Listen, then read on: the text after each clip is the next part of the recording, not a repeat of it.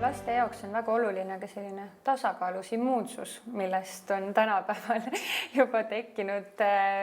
väga aktuaalne teema, et kuidas on D-vitamiin ja immuunsus omavahel seotud? Ja et see on väga hea küsimus ja ma tegelikult arvan, et immunoloogias kindlasti toimub veel väga palju ka uusi arenguid, aga ka ajalooliselt me teame seda, et need lapsed, kes ei saanud D-vitamiini, põdesid ikkagi haigusi, ägedaid haigusi sagedamini ja raskemalt, et üsna sageli oli kombinatsioon, et kui meil oli rahiidihaige laps, siis ta põdes ikkagi kopsupõletikku ja võis seda ka korduvalt põdeda. Tänapäeva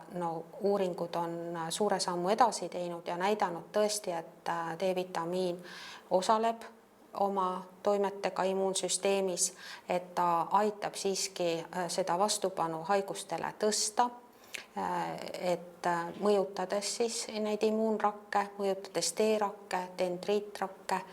ja selle tõttu on hästi oluline, et ikkagi lapse organismis oleks see D-vitamiini tase hea ehk optimaalne, et pakkuda kaitset siis ägedatele haiguste eest.